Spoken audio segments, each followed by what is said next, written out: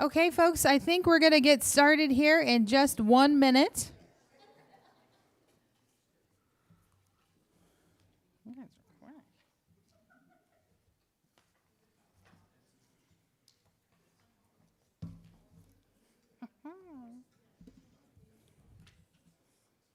Or sooner. Okay, well, thank you so very much for spending some time with us this afternoon. I am Dr. Amber Lopez Lassiter, serving as your acting president. Very excited. Thank you. Thank you kindly. Really excited. We're going to spend a lot of time initially around our North Las Vegas project, and we have some information on the budget. But I did want to share that we did receive a handful of specific questions, and so we'll have some time to address those towards the end. So without further ado, before we kick things off, just wanted to quickly reiterate my priorities while serving in this role. The first one you'll see there is, momentarily, paging DJ. There we go. Thank you. So the first one there is cultivating trust and shared purpose with the campus community. As we all know, it got a little bumpy there for a minute. And so I want to make sure that we are laser focused on continuing to build trust. The other is build transparent budget that positions Nevada State for success. A lot of discussion around budget. Was really happy and excited to see the budget committee reconvene. A big thank you to Dr. Smith and to Dr. Sharp for their leadership there. But want that to be dialogue, but for that to be an open dialogue and with a feedback loop, and to make sure that we're putting the institution in a strong position. Expand access to Nevada State through strategic and sustainable growth. You'll hear more about this project. This is case in point. We want to not only be ambitious about our goals, but we want to be very deliberate about making sound financial and business decisions that support our mission. Advance institutional maturity through planning, policy, process, and development. Just looking around the room, so many of you were involved in governance in GP1 and GP2. So appreciative for all of the work that's happened there. And we are really seeing the outcome of a strong governance structure. I did have the opportunity to meet with the different governance bodies prior to the town hall and really looking to build out that level of collaboration. Last but not least, certainly not least, strengthen campus safety through preparation and training. I don't have to tell you, we had more than a significant incident here on campus last week. Very grateful that no one was hurt, and I think all in all, a solid response, but we know that there's always room for improvement. So I'll have a chance to touch on that a little bit more in the Q&A. So now shifting to North Las Vegas, realizing the vision. Ryan did some fantastic research here and taking it all the way back to January of 2001, looking at the advisory committee to examine locating a four-year state college in Henderson. So you see some of the highlighted language that includes bring higher education to where the people are, extend throughout the Las Vegas metropolitan area, utilizing satellite centers and partnerships to deliver programs where students live and work. So we certainly aren't the first to come up with a concept like this, but this has been something that was always the intention of the mid-tier institution. Same sort of thing here with recent student feedback, looking at the 2025 National Survey on Student Engagement with the question of what can improve closer to the city rather than far out. Lots of themes here also tied to transportation and the transportation barrier, and also specifically naming satellite campus. Shifting then to the Nevada System of Higher Education goals, feel strongly that this opportunity does meet the goals of the system as well when we're looking at both access, student success, workforce, and then ensuring system coordination, accountability, and transparency. For those that you've seen this before, this slide is new to give a little bit more context of where we are in the timeline for this project. So I know I've shared with many of you, these conversations started back when we were still college. So the initial renderings for North Las Vegas were more 2+ years ago. And so over that time period, and especially in this last 6 months, really drilling down on the business proposition of what this partnership would look like. So for the system BOR meeting in December, what we're advancing are the specifics around the business components of the deal, which I'll go into a little bit more here shortly. For phase 2, I've asked Dr. Shinta and Mr. McInerney with Office of the President to co-chair a representative North Las Vegas working group. And I know that they had a chance to meet this morning and are making sure that that group is representative of all of the areas of campus.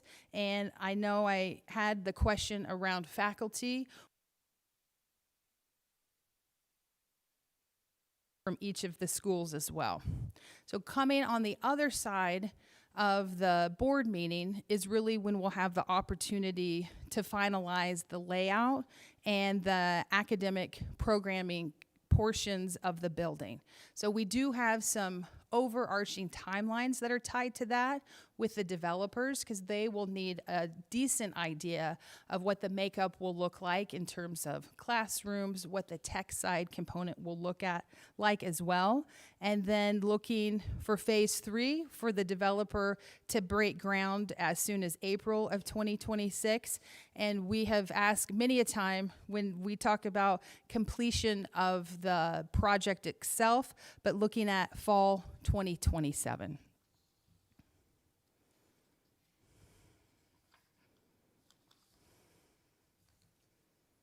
So again, a little bit more on the specifics and the mechanics of the lease approval. What we're asking for the board is to approve a 10-year lease for the establishment of this campus. It's important for everyone to know we didn't start at 10 years. The initial discussion was around 30 years, but we were really looking at making sure that we were able to mitigate the risk as much as possible. So I was really happy when the developer agreed to the 10-year piece. In terms of the structure, looking at a 30,000 square foot, 3-story building, and that is at the corner of Las Vegas Boulevard and Lake Mead, again with anticipated open date in 2027. And this next one is rendering. Maybe. There we go. I was just talking about how excited I get about renderings, walking over here. So the North Las Vegas Gateway Village project. So when we first started this conversation, we were really looking at a singular project that the developer Agora was interested in coordinating with the city on. And Nevada State was set to be the anchor of that, which makes all the sense in the world to have a higher ed institution as the anchor of a downtown project. Since that point in time, Agora and the city has advanced their vision to include 19 acres. So they're looking at something much broader than just the mixed use that may come to mind for the district or Tivoli Village or Town Square. They're also looking at healthcare, housing, childcare, and then also some commercial office space. And this rendering up here on the left-hand side shows you where Nevada State would be anchored, but what the long-term vision for what a comprehensive build-out for North Las Vegas would look like. And the next one as well, just gives a little bit more detail. And we are working to get a better sense of what the timeline is from Agora when it comes to full implementation of all of the different projects. When we were looking at location considerations, a big piece around access, so touched a little bit on reducing commute times, increasing enrollment capacity, thinking long-term and looking at the data trends for the institution, being very mindful of what that strategic enrollment opportunities look like, as well as fostering community-tailored educational offerings. As we look at the specific layout, services, and programming, of course, what immediately comes to mind is the traditional classrooms, but we're also looking to see how we can maximize high-tech, interactive teleconferencing rooms. That'll be something in this next phase that we'll have the opportunity to iron out in terms of what that exact connectivity between the North Las Vegas site and the main campus looks like, as well as on that course offering side, thinking through what 2+2 offerings can look like with our sister institution, CSN. I really love this next slide. The data team and Ryan did a fantastic job, but this really makes a solid case. When you look at students within a 5-mile radius of the Henderson campus, the 2015 snapshot versus the 2025 snapshot, you can see a very distinctive story being told around where we are seeing our students cluster. I'll also point out that you can see near campus, we have 3 high schools versus up in that North Las Vegas area, 14 high schools. When we take into consideration headcount growth and applicant conversion, looking again at that 5-mile rate, you'll also see a very distinctive story. So looking in fall of 2015, the application to enrollment rate around existing campus at the 56% mark, and fast forwarding to fall of 2025, 52%. So lost a little bit on percentage, but more or less you're seeing similar outcomes there. When we dug in to take a look for the North Las Vegas satellite campus, that application to enrollment rate in 2015 at 24% versus fast forwarding to 2025, 28%. So we can see that some of that interest is built in, but that the conversion for enrollment hasn't happened, and I would argue as of yet. In terms of degree attainment, this also tells a story that we're very familiar with in Southern Nevada. We know that the higher educational attainment rate as a whole in Nevada is low. 1 out of 4 individuals have their degree, but looking specifically of what that looks like in Southern Nevada, you can see a clear discrepancy between the North Las Vegas area versus other parts of the valley. So this map, if you fast forward all the way up to the north, part of town, really looking at maximizing the geographic location and thinking through what that means for partnerships. So you can see there at the very top, the future UNLV Las Vegas campus. That is still quite a ways out. It is something that the chancellor actually today just requested some additional information to get a better timeline on some of the larger projects there. We've got our CSN North Las Vegas campus that would be very close to where we are. The UNR Extension Office, which is right across from the North Las Vegas City Hall. And then also Nevada Partners and a future micro-business park, and then the CSN's Historic West Side Education and Training Center. Another one that we'll add to this is Nellis Air Force Base. So just taking into consideration what that location means in terms of connectivity to our sister institutions, to other entities that have similar alignment when it comes to mission as well, and then also thinking through doing a comprehensive deep dive when it comes to community resources and the nonprofit entities that are in the area that may be able to serve our students in North Las Vegas that they're not able to in the same capacity just because of geographic location. When we think through expanding NSU's regional presence, a lot of people don't know that North Las Vegas is Nevada's 3rd largest city. It is the largest minority municipality. So when we think about the mission of this institution, we see clear alignment there. North Las Vegas has very limited access to general higher education, and we want to be the answer to that. Enrollment and applications have increased substantially.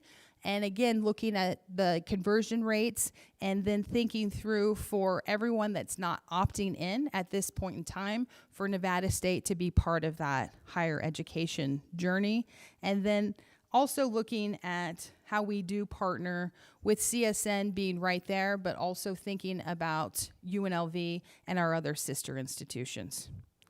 And now I'm going to turn it over to Vic Redding. I know many of you have had the opportunity to meet Vic, but Vic is who I asked to come in and stress test our budget at large and to do a deep dive on initially what was both projects, the Las Vegas project in their medical district as well as North Las Vegas.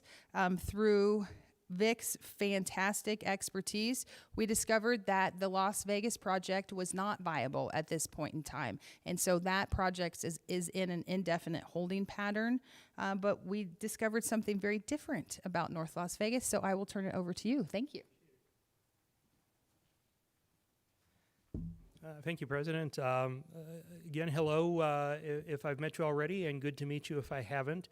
Vic Redding, just by way of a brief introduction, I retired not that long ago from the University of Nevada, Reno as their Vice President of Finance. I was there for about 6 years, and before that, I spent almost a decade and a half in the Chancellor's office, the last several years as the Vice Chancellor of Finance. And I only mention that because on a personal note, I first started working with Nevada State College back in 2005 when the entire institution was in that one building, which I believe is closed today for flood, but about 500 students, and and it's such a great opportunity to come and work on the next phase of Nevada State's growth. So really excited when the president came and asked me if I would take a look at this and see if we could get from A to B. So I suspect a lot of you, probably your most recent exposure to this project may have been the initial presentation at the board meeting in June. So I'm going to pick up there, and for those of you that have already heard updates, I apologize for the redundancy, but this is a little bit different project than you first saw in June. As the president mentioned, some of the terms have changed. We're looking at a 10-year lease, triple net, just a real estate term that means we're responsible for all the operations, maintenance, utilities. And we have an option to either buy the building at the end of 10 years, do another 10-year lease, or if it's not successful, we have an escape ramp and we can walk away.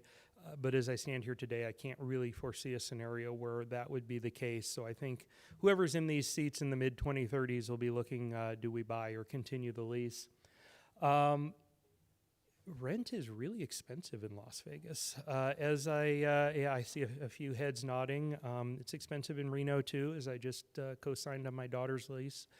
But one of the ways that this project becomes successful financially is the incredibly generous support from the city of North Las Vegas, RDA, Redevelopment Agency, to the tune of a little more than $7.5 million. They are covering the rent and the utilities and the operating for the first 5 years of this campus.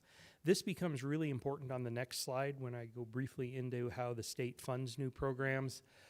But the short version is it allows us plenty of runway to stand the campus up and become self-sustaining without putting a burden on this institution's budget.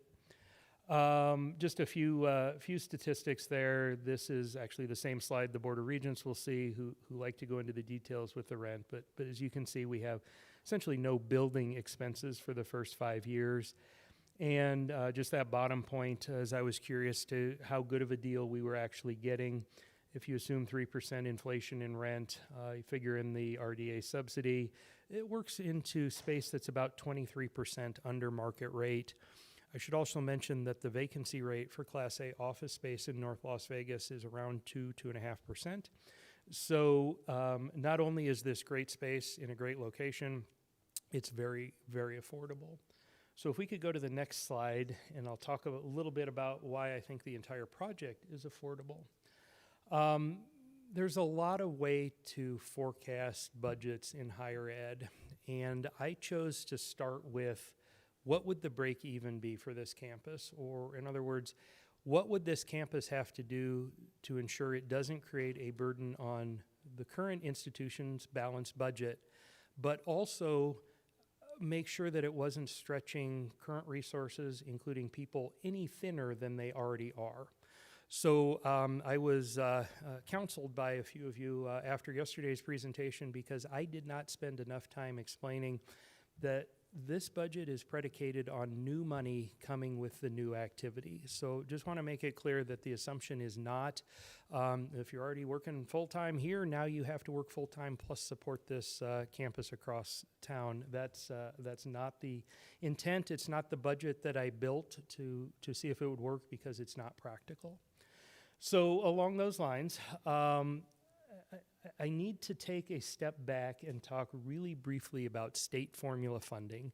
And before anybody heads for the exit, this won't be more than 2 minutes. But I think it's important for not only understanding how this campus works, but also some of the nuances on how the current institution budget works. The state does not fund specific line items for an instructional institution like Nevada State.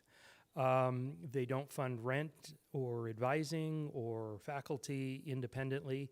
It's all lumped into one weighted student credit hour. So for every course a student takes, maybe English 101, 3 credits, weighted at a 1, that generates 3 weighted student credit hours. If you were to take a physics course, that might be weighted at a 3, so the math flows from there. But the state funds us in arrears, and this has been the case since the new formula was enacted in the 2013 session. The state will use the actual activity from fiscal year 28 in the 29 legislative session to fund 30 and 31. So as long as you can remember that 4-year sequence, you have got state formula funding down pat. So the even number years, for instance, this year, we're in fiscal 26 now, is what next year's legislature will use to fund the next biennium. So I'm not saying the classes that students take next year are not important, they absolutely are, but as far as state funding goes, this is the year that counts. And for the North Las Vegas campus, the same logic holds true, that fiscal 28 is the year that counts. So that ribbon cutting that will happen in the summer of 27 becomes really important, because we need activity to occur out there in the fall of 27, spring of 28, so that the campus does start generating its funds. You might be saying, well, wait a minute, what about those first 2 years? If you say that the activity in 28 doesn't get funded until 30, how do we cover the first 2 years? Those will be with one-time funds. The state very generously supported the development of this campus with a $2.5 million one-shot appropriation in the last legislative session. In my 26 years with the system, I can't think of another instance where the state put money to one specific institution to fund future growth. The closest I could come to was nursing expansion, but that happens across the system. So I do think that's a pretty special acknowledgement of how much the state believes in this project as well. But you'll see the line there in just fiscal 28 and fiscal 29 for slightly over $1 million for institution one-time funds. So those are a combination of the one-time appropriation. You'll hear from development in a minute, but I'm going to steal a little bit of thunder. We already have $750,000 in an unrestricted gift. It'll be better when you say it, I promise. And there's more to come. As well as some investment income allocations from the system. So Dr. Smith, her team, and I have worked to set aside those funds to ensure that we can fully cover the new expenses in 28 and 29 as an investment until the state funding comes in line in 30. A few other line items on this budget, just very briefly how I got to those. I used institutional actuals for your existing budget. What does it cost to fund a section now? For administrative salaries, I looked at some of the other satellite campuses across the system, primarily the remote campuses that Great Basin College runs, to determine administrative and support staff. Student workers, of course, a very big component of this. And then you need copy machines and things of that nature. But just a few takeaways from this slide. We need about 200 new students in fiscal 28. It's actually 196, I rounded up. We need roughly 200 new students in fiscal 28 to generate enough average weighted student credit hours so that the 29 session gives us enough money in 30 and 31. That number ramps up to 320 in fiscal 30. And then by the time the rent subsidy is gone after the first 5 years, the campus is stabilized at about 450 students. That's the break even. As we looked at some of the demographic slides that the president put up earlier, there's no doubt in my mind that that break even will be readily achievable and in fact probably far exceed that, which means numbers like registration fees, future state funding, as well as instruction and admin salaries, and all of those are completely scalable. So this is just a break even. This is the minimum activity that takes place out there, so it's not a drag on the institution budget. Not at all what I believe the potential of the facility is. So I think I'll stop there and actually turn it over to development now that that I've taken her big picture.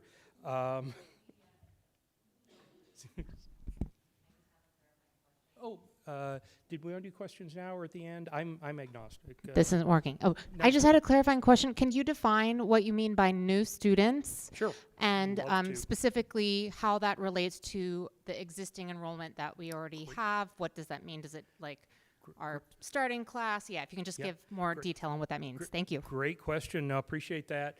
The budget is built on new students. There are roughly 450 students currently at Nevada State who have a zip code that is in close proximity to the new campus. I fully expect some or many or maybe all of them will start taking classes at the campus in their backyard as opposed to the campus here if that meets their degree requirements. That's a great thing. It helps the campus meet critical mass. There's more activity. But those students are already built into this institution's budget. Their registration fees are already accounted for. So while they may move across town, it wouldn't be fair to say, well, that money gets allocated to the new campus because that would just leave a hole here. So while I certainly hope some of those 450 students do take classes at North Las Vegas, because if we can break down that transportation barrier, that's only going to help with persistence and completion, not building the budget expecting them to. All of this is on 200 new students, and I'm going to go a little deeper beyond your question. This is 200 new students as a head count. The finance folks usually talk about FTE, which is 30 credits in an academic year, or even further into weighted student credit hours, which are about 45 weighted student credit hours in an academic year. But I know the whole real world talks about student head count. So just for those of you that are on the academic side, the institutional average for head count, FTE to head count, is about 0.58. We'd say 2 to 1 because the math is easier. So 200 new students is really about 100 new FTE. 100 new FTE generating 45 credit hours apiece. It's about 4,500 new credit hours. So again, numbers that I think are easily within reach at the new campus. Did I answer your question? I can talk about state formula funding all day, so just to warn you. Can you clarify, so I understand the, like, not cannibalizing the students who are already here who would potentially take advantage of the new sites. How does that, I guess, compare to what enrollment is right now for degree-seeking students? So this is a 200 on top of the, like, average 300 starting class that we have, so a total of 500, or just 200 more new bodies every year as enrollment? Yeah, I'm trying to have an understanding of like this number in comparison to what we already generally bring in as an institution. Sure. So I did the calculation a little bit different, and I would ask one of my friends in the provost's office at Nevada State to convert it to students, because I did that calculation on credit hours. And if nothing else happened, Nevada State needs to grow 2% over the biennium to achieve these numbers. I believe your growth rate is closer to, it's in the high single digits per year, and I was looking at 2% for the biennium. So budget dust, I think, would be the term I would use, because it it is not going to significantly change that growth curve. It's a pretty minor number.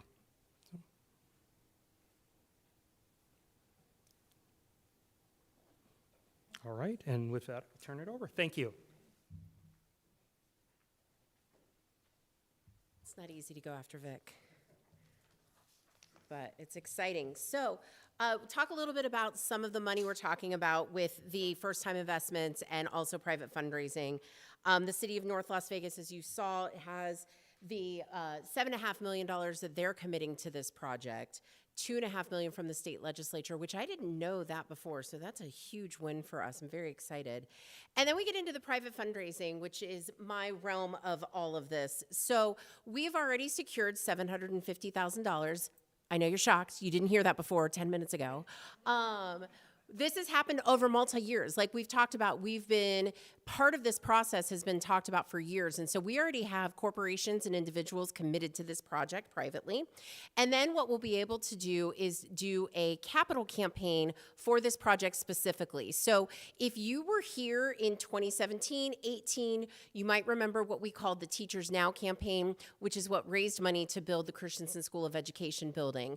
And when you walk through the Christensen School of Education building, you see these big silver plaques almost on every single spot. Those are private donations that came in to help with the project. So the cool thing about this is this money that comes in will be able to be used for construction for FF&E, the furniture furniture, fixtures, and electronics, and equipment, not electronics. It should be electronics. But then also, we're going to be kind of the icing, and we'll have opportunities to raise money for other parts of the project as it comes up. Just today, my team and I were talking about, are there ways that we make sure that we do smaller gifts as well, and maybe there's a food pantry that's specifically at North Las Vegas. And I think the other thing that is really exciting for me with this project that we haven't talked about is the community connection.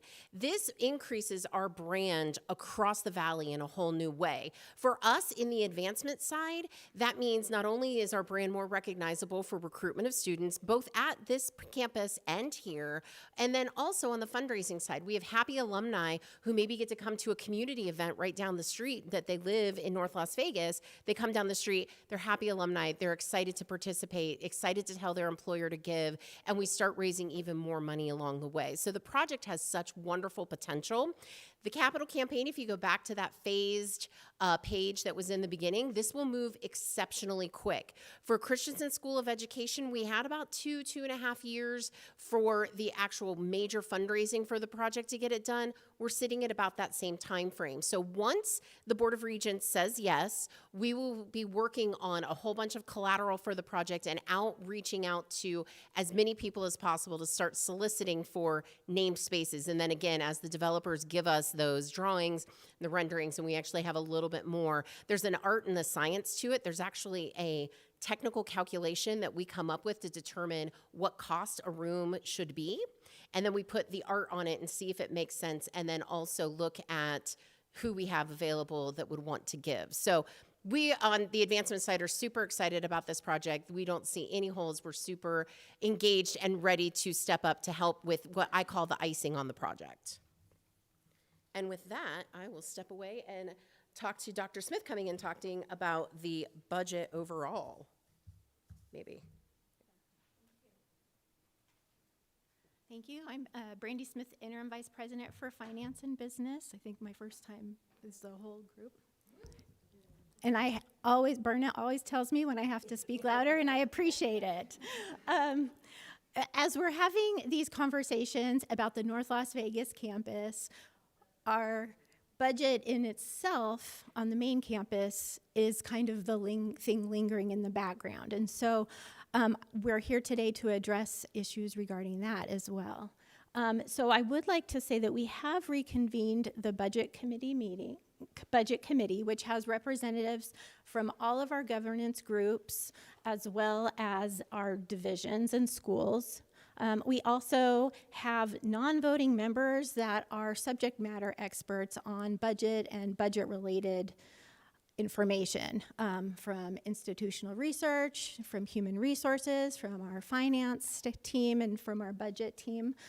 All of those people together have come together already and have another meeting planned to go over the budget and to workshop and look at how we can make improvements and streamline the existing budget process. I wanted to clarify some of the role of the budget committee. The budget committee really takes an enterprise-wide approach to what the budget is. They aren't there advocating for their own issues or for their division or their school's issues, although they can provide additional context. But their role and responsibility is to look at the overall health of the institution's budget and then to make recommendations for a stable budget moving forward. They don't actually make any decisions. They make recommendations to the executive team. And really importantly, their job is to keep their constituents in the loop. Division representatives should be communicating back to their divisions what's happening. The same as with the governance groups. So we have met, we're meeting again. This is an active and engaged process for right now. If we can go to the next slide. Okay. The first thing I did when I came into the interim role was actually looking at a forecast moving forward. It had been in prior years really just a snapshot of the current year, but I had noticed, okay, it looks like we're digging into our savings, if you will, a little bit more than we need to be, and that made me concerned for the future. What does that look like 3 or 4 years down the road?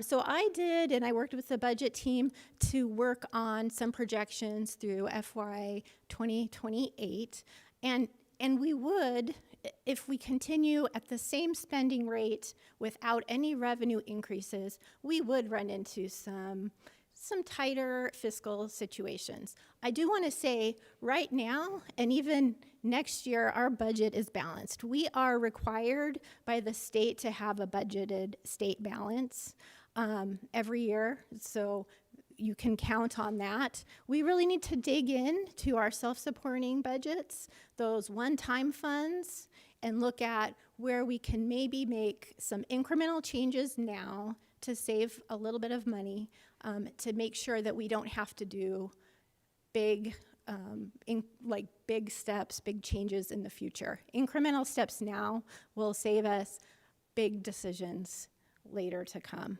The expenses, though, is only half of the part of the equation.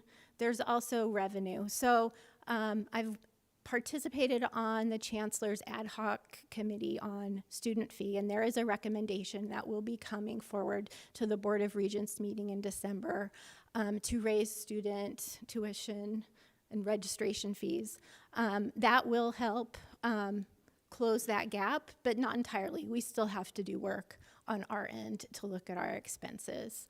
I've also kept the students and NSSA in the loop on this. I've been to 3 NSSA meetings, and we were happy to welcome the Chancellor and the CFO of the system, Chris Vitone, to their meeting 2 weeks ago. Time is flying lately, and get their feedback. So we're engaging the campus at those different levels. And moving forward, and like I said, making incremental changes now so we can be sustainable long term. Okay.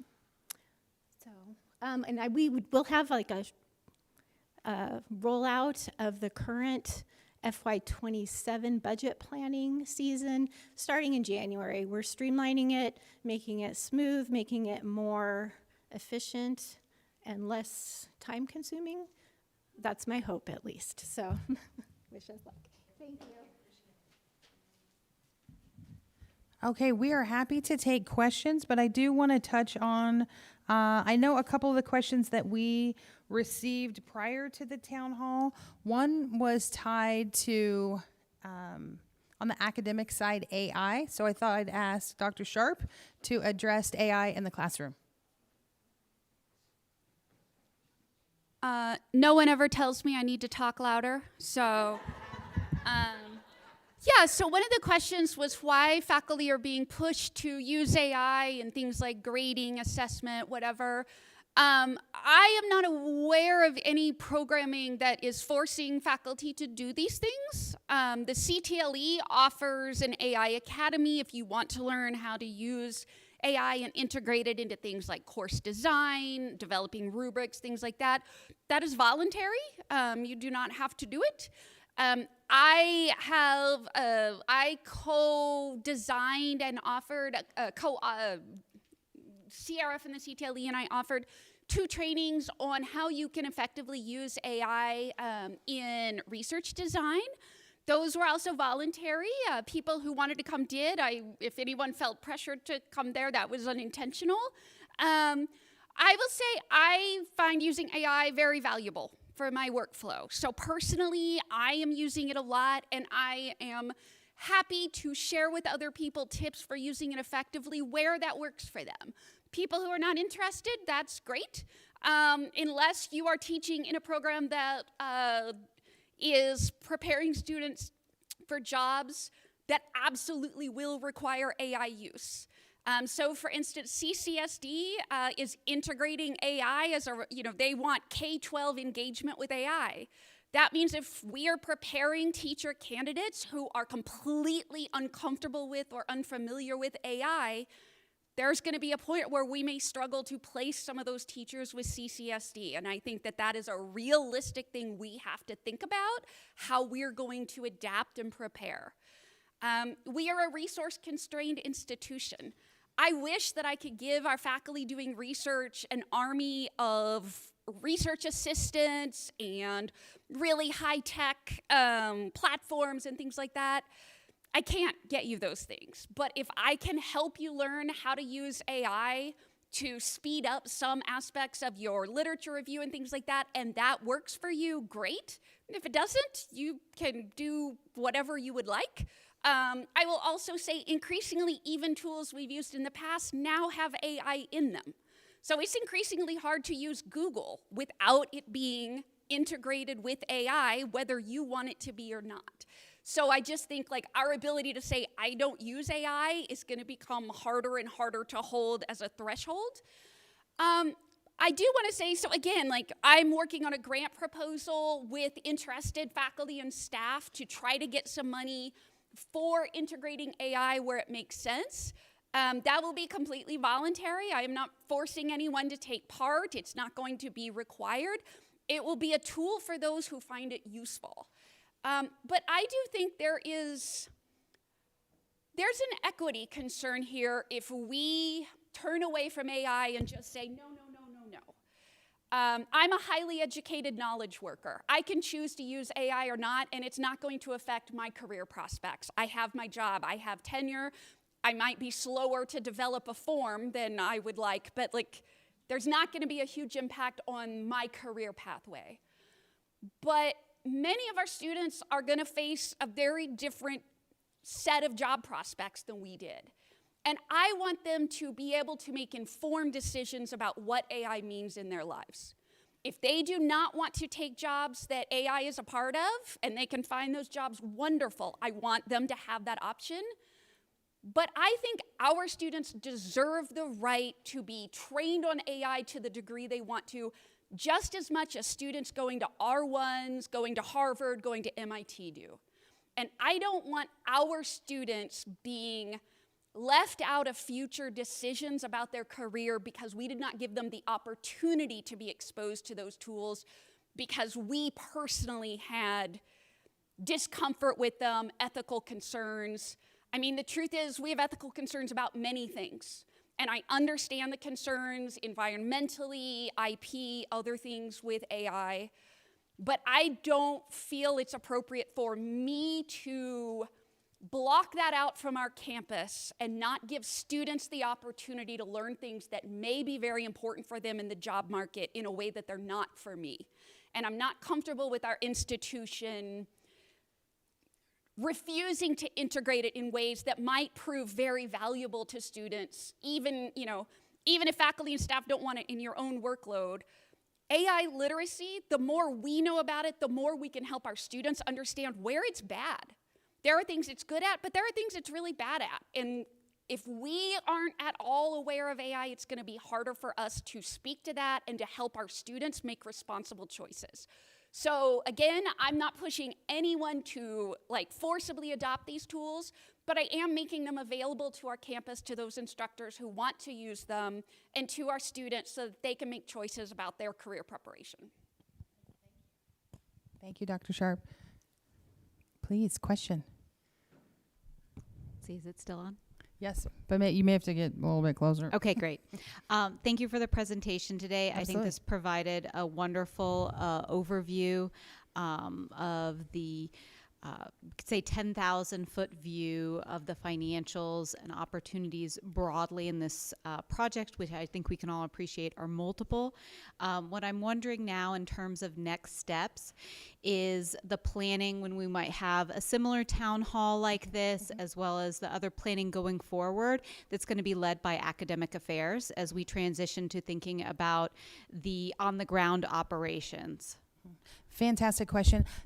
Short answer, I don't have that penciled out exactly at this point in time, but I will commit to ensuring that those dialogues are happening and that we can work to make sure at a broader institution level in a town hall setting similar to this, as well as through the individual governance channels and the working groups, that all of that discussion dialogue is happening and that all of that feedback is taken into consideration as we are co-creating what the academic component of the North Las Vegas campus looks like. So stay tuned for more. I know Tony and Ryan had a chance to meet this morning. It sounded like they were looking as early as December 8th to convene the working group portion, but very open to taking into consideration other entities that may need to be assembled as well in order to achieve our very ambitious goals with the project. Thank you. Got to raise it up a little bit. So I have a couple of concerns and a little bit of questions. I do think that the presentation was really good at showing that this is a feasible thing from an Excel standpoint. You know, if students are numbers on a spreadsheet, this works. I am a little concerned about calling this a campus feels wrong to me because this isn't a campus. This is a building. Okay. And so this is effectively a Dawson in North Las Vegas. And all of the problems that we have with right now. I don't like your analogy, David. Well, not necessarily what's going on with Dawson, but I'm just kidding you. But all of the issues that we have now with students having to get between classes, I think are still going to exist with this. So what is the plan to help mitigate those logistics? Yeah. I mean, I think first and foremost, like I mentioned, we're not the first institution to do this. And so we'll certainly be looking not only at our sister institutions, but at systems and institutions nationwide in terms of what best practices look like. And I think you're 100% right to raise this and to flag this, and that it'll be a major consideration to ensure. I saw some traffic on email going back and forth around looking at, you know, blocks and dates, that there's a whole host of the specific details that are going to count and that those will not be overlooked. Other questions? I'll start with a question and then maybe end with my comment. You had presented some of the money, the $7.5 million, which I understand is building-related subsidies, the money for donations, the $750K, which is kind of the icing that will fill the building. Can you say a little bit more about the $2.5 million appropriation? Sure. Is that just one shot? It is. How will that be used or prioritized? Absolutely. Particularly given our shortfall with the regular budget that we need to tighten our belts. Not a shortfall. But I'll hand it over to Becky. Well, in future years. Projected red. Right. Well, So that part I would actually disagree with a little bit because the institution budget is balanced, but specifically to the money contained in the one-shot appropriation, very specific, $2.5 million to stand up the North Las Vegas campus. So not that you need it, but even if you wanted to, you would not be able to use it for general campus operations. It's pretty specific. Doesn't mean that it can't cover the time of a lot of people who are going to work very hard over the next couple months to stand up this program. And in fact, I think that would be a good and completely appropriate use of the money. Just like FF&E, we have to outfit this new building, and we have an opportunity to do that right. As I was telling one of the folks a little bit before this, we have enough money to do this right. We don't have enough money to do it over.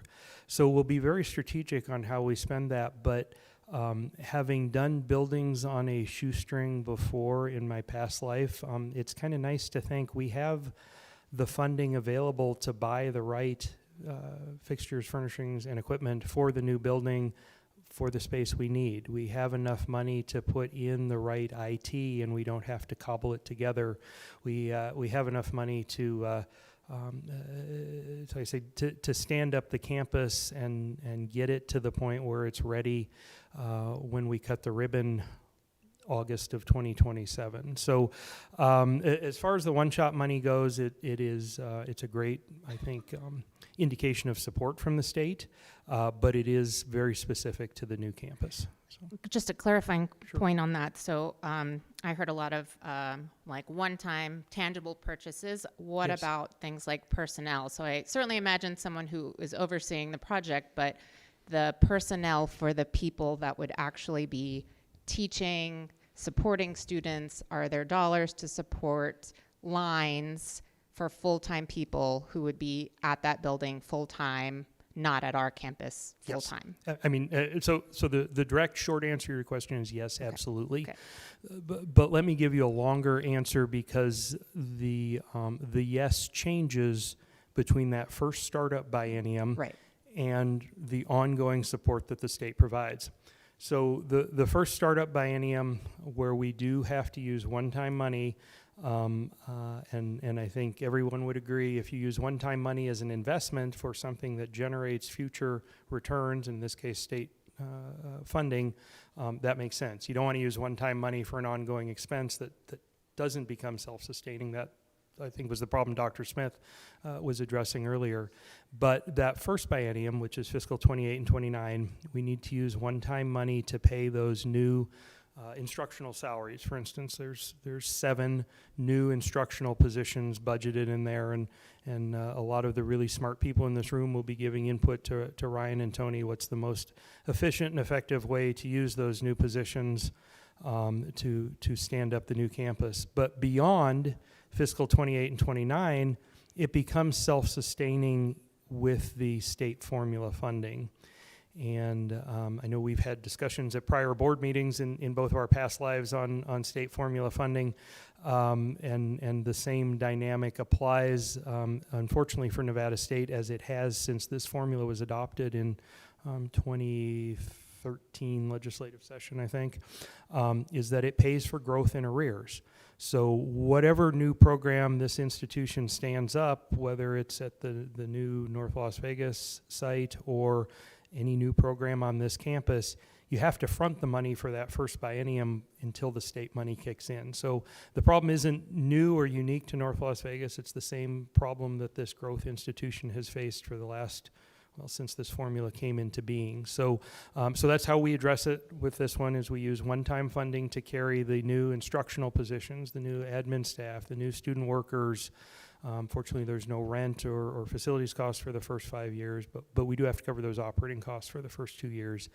But then as long as we hit those break-even targets, 200 for the first biennium, 320, second biennium, 450 and beyond is where that campus is stable and self-sufficient.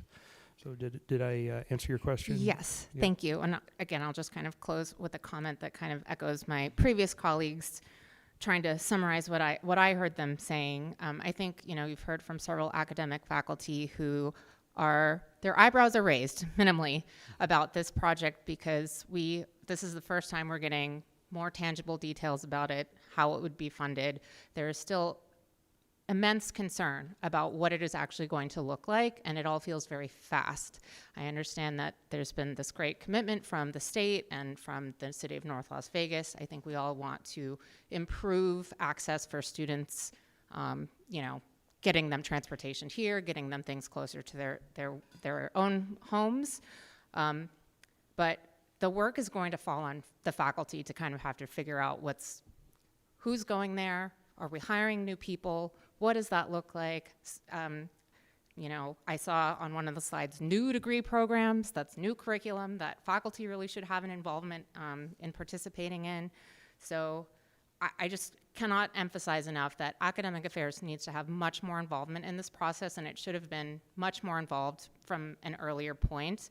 We've heard lots of different things. It's going to be nursing. It's going to be education. No, it's going to be core curriculum. Oh, we don't know. We're going to figure it out. There's a working group that will start on December 8th, right before faculty go off contract. Faculty need to be involved in these conversations because they're going to be the ones that are executing this grand vision that everyone has. So those are my initial thoughts right now. I wish us luck. In Dennis's words, good luck to us, because this is very, very overwhelming.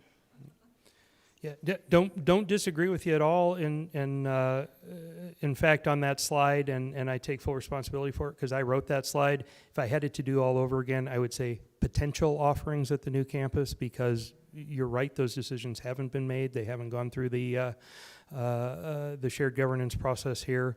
The other thing I will violently agree with you on is this is a compressed timeline. In a perfect world, we would probably take at least another semester to do all this. I wish we had that latitude, and I call it the higher ed funding formula, but the reality is it's the legislature's formula for funding higher ed. And if we didn't have that looming fiscal 28 count year, we would, I think, have the luxury of more time. Not to mention there is a sunset on the RDA's support as well, and we don't want to leave that money on the table. But as the president said, it will happen strategically, transparently, but also very quickly. The next milestone is to figure out what we want the spaces to look like, so the developer's architect can say, yeah, it makes sense to have these classrooms here. Where do you want the offices adjacent to here? Those are all very important decisions, but they all stem from what are the programming decisions. And I'll just speak for myself, because being a career higher ed person, I don't know if this is a particular affliction for higher ed or just me, but we're really good at telling people what they want, but we're approaching this project differently. Students, what do you want? Do you want 2+2? Do you want full degree programs out there? Do you want, what does the student body want? What does the community want? What do the faculty think they can support? What do they need to support? Just close with one last comment, if I could. The best part of working in the chancellor's office was you got to see behind the curtain at all the institutions and saw what worked and what didn't.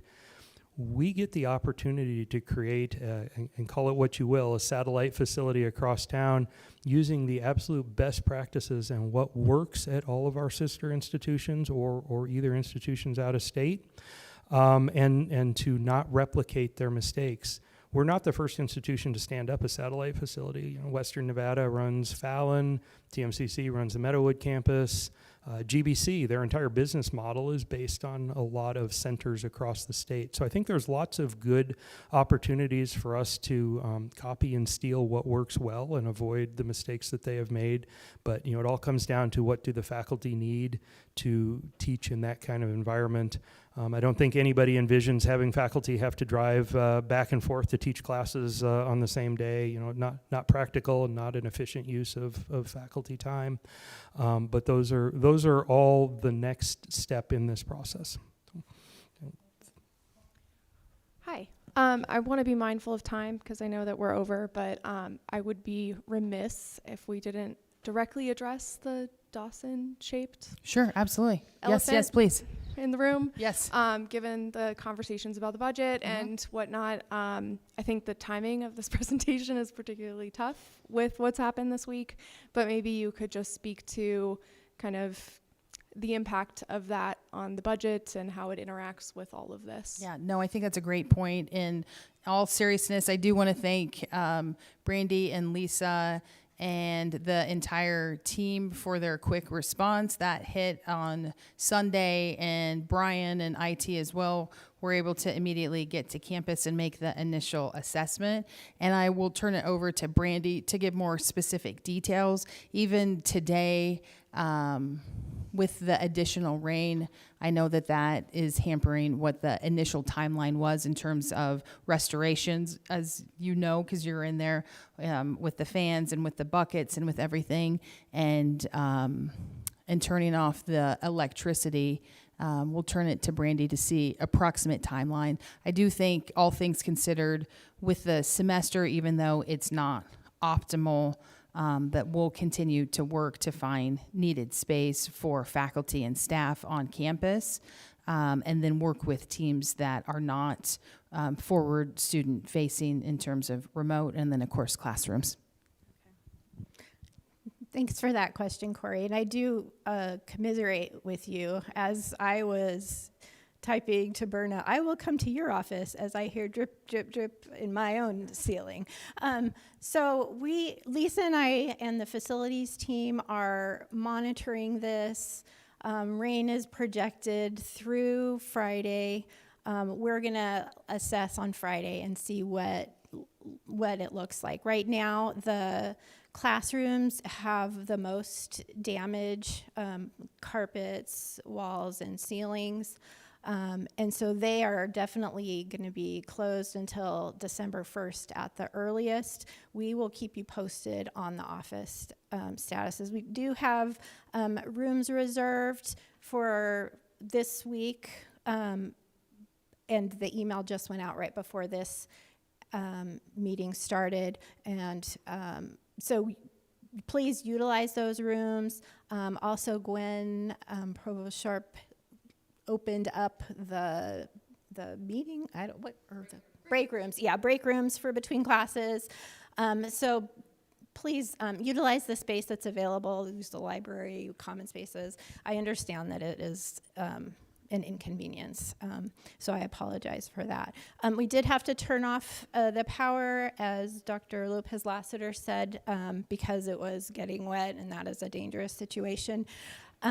We have been in contact with risk management, and we will be and are working on an insurance claim that will help with the water damage. So floors, ceilings, the remediation. We have a remediation company on site now that is trying to dry out the building, and I think they'll be here at least through the week, depending on everything that's going on. Did that stop? I don't know if I can, there it is. I'm like, I don't know if I can speak that loudly. The other thing is, so that money that we get back from from our insurance companies through risk management will help. The bigger issue is the roof. We are right in the midst of doing an assessment of the roof. We had hired a third-party engineer to look at what we needed to do to fix it, and we got the initial report back on just a few weeks ago. It's looking like we're going to have to replace the roof. So what we're going to have to do is shift some of our deferred maintenance funds and make that a priority. The engineering firm is good, and they're working right now on cost estimates and drawings for what that looks like as a sustainable, secure, dry roof.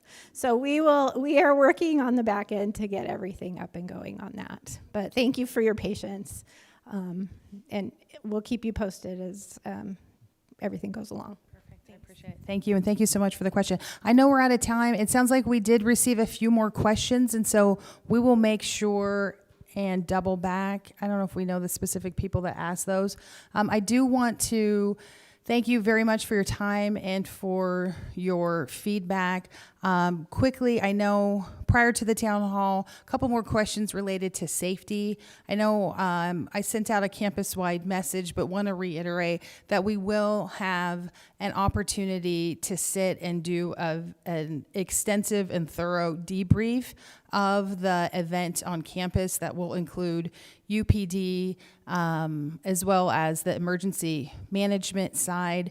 I know I did ask for any sort of response or feedback, and we have received some great feedback. I would encourage you and to pass that on to your colleagues and to your teams. And it could be something as simple, somebody shared in terms of the specifics on sheltering in place versus a lockdown, to look at what CCSD is doing inside the classroom, recognizing how many of our students come from CCSD, which makes all the sense in the world, ranging to taking into consideration for the classrooms, having doors where you can see straight into the classroom. I know from my perspective, especially, and we had a chance to review the tape, it was actually 70 police cars that were here on campus. Being in a position where I was watching all of those cars amass on campus, I can only imagine what that felt like being in the classroom.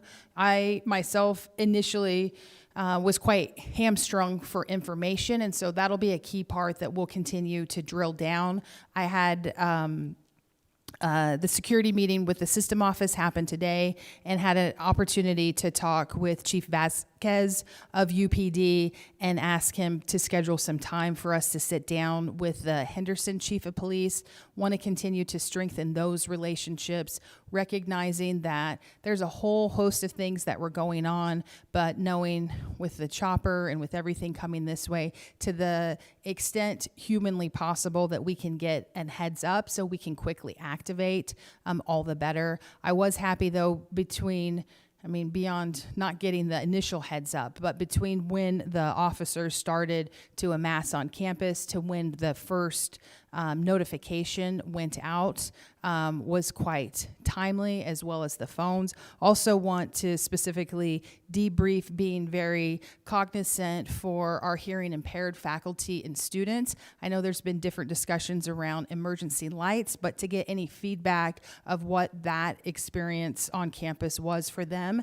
And I've asked, I know Dr. Smith is working with Lisa to do some follow-up discussions around that, and looking broadly, there are some different opportunities to solve that issue, but thinking about specifically what that could look like. And it could be flashing lights. There could be other ways that we could make sure that everyone is being notified in a timely basis. Also looking at shoring up having those building leads. I know we had discussed if there was an ICE raid on campus, if there was different types of things related to information distribution, of having those components ironed out. So again, if you have specific feedback, let us know. We'll continue to keep the campus updated as we get on the other side of those specific debriefs, and also be going through our emergency plan.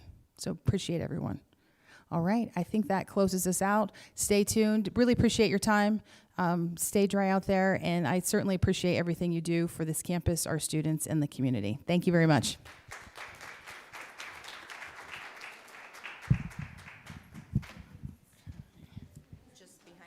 Okay, thank you. Thank you.